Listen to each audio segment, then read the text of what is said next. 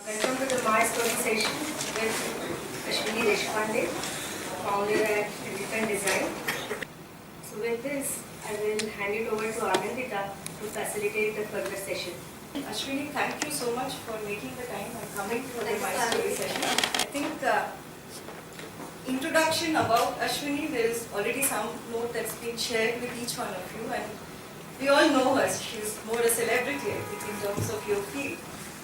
Before we start, a little bit on the audience. About the audience, it's not fair to start without, a round of applause, I think, for all of you to come here and be part of the session. And also, what is interesting is when we look at the mix, I think the entrepreneurship is common amongst all. But what is interesting is the various stages of entrepreneurship that we all belong to. Some may be in a job, thinking about taking the plunge. There are some who have taken the plunge. There are some who dream only about funding at this stage. There are some who are ready to take the plunge to the next level in terms of the growth.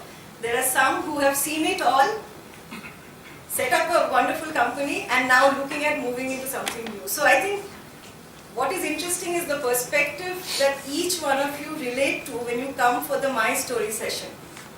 A story as a format, all of you know about it. I'll just take a minute to more or less summarize what I, as a participant as well as a facilitator, is looking for. I think when we listen to stories, we are looking for inspiration.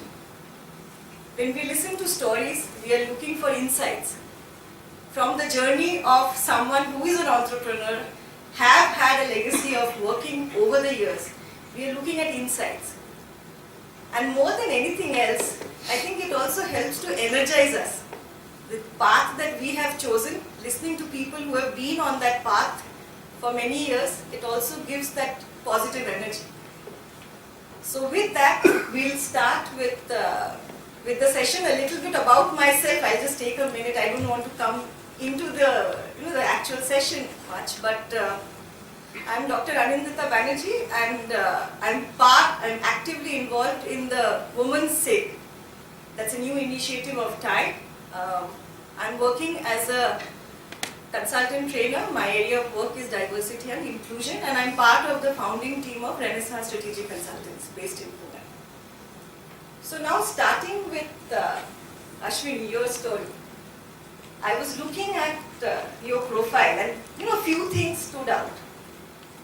Listed amongst 50 most influential women in media in India. Representing as a jury member in international events of repute. I read Cannes Festival as one of those.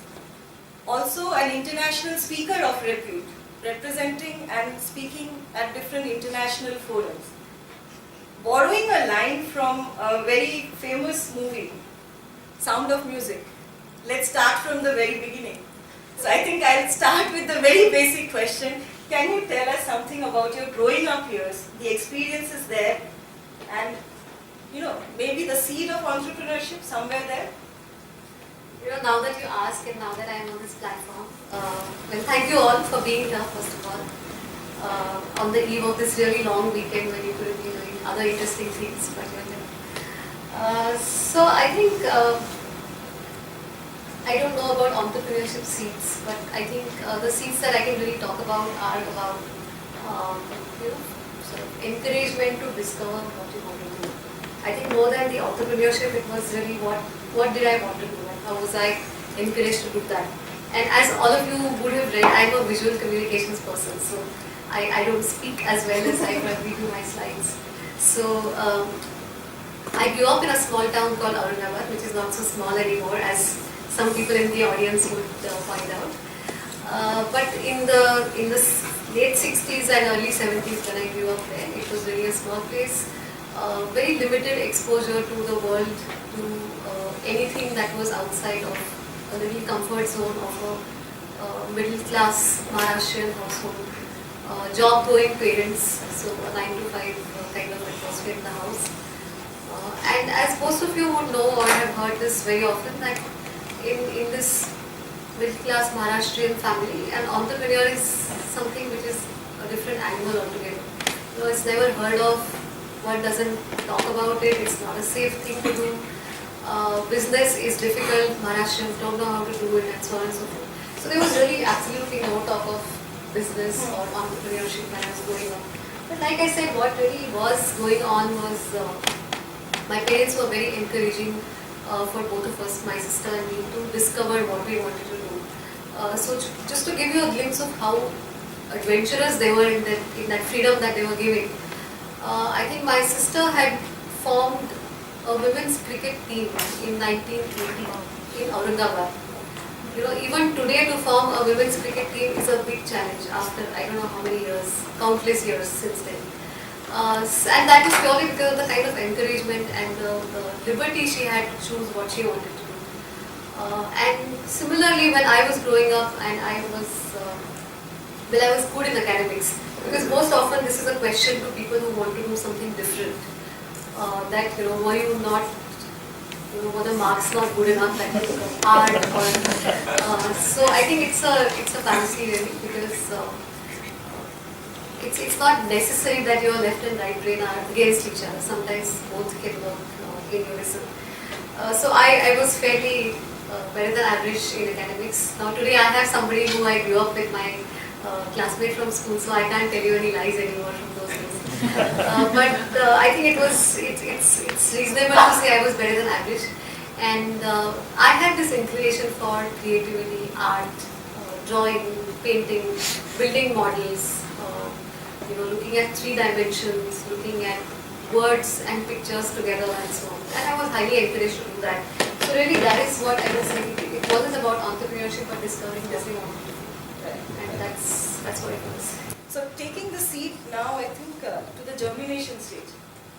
So actually taking the decision to move into design, and I'm sure when you took the design, no comment on the age, but I'm talking about when you took the decision to get into design as a profession, you went to NID, one of the premier institutes. So how did you discover that passion? From liking visuals, from liking drawings, colors, and you know, the visual as a media, to actually taking it on as a serious professional option. So this is I'm very proud of the school I grew up in. This is the picture of the classroom where I spent many years, and the school that I grew up in, and the kind of certificates and encouragements that happened in extracurricular activities. And at a point in time I realized that whatever my marks, but I don't want to do engineering or medicine, which was the norm in 80s, and I didn't want to be doing that. And then the options were limited. The option was either you go to art school and you do commercial art or fine art or whatever that way, or you do architecture, which was considered to be a little, I would say, okay option, because it's a little more professional than an artist, and it's a little closer to engineering. And who knows, if you do civil engineering, you know, civil and engineering and architecture is close. So that was more accepted. So that's really what I was going to do. And I think luck plays a part, or sometimes luck is playing the part all the time, but we don't hear it or we don't see it. So in my case, I just happened to see it and hear it at the right time, and I got to know about this amazing place called NIT by some family friends. And I applied, and because I didn't know how difficult it is, or I didn't know that it was nationally 20 odd seats. So you know, ignorance is bliss. So I had no clue that it was so difficult to get into NIT. So I walked in with full confidence, with full ignorance, not knowing how difficult it is, not knowing what will I do after. I had no clue. What do you do after you become a designer? There was no path. Nobody had heard of this profession, so there was nobody to tell that. But I think I went because I felt very passionate about what was happening, what was being learned over there. And I got in, and that's really how the journey began. Honestly, till I completed a couple of years at NID, I didn't know what the future held. But sometimes you have to take the path without knowing what is the end, because there is the fun in journey, there is the fun in, you know, walking through the dark tunnel, because otherwise you don't perceive a lot of the other things that happen in bright daylight. So I think that taking the plunge is something that's the best part. Right. And I think that's an important one, right? All of us are into taking the plunge. I think NID is something that we want to stay with, because that, I think, not only was it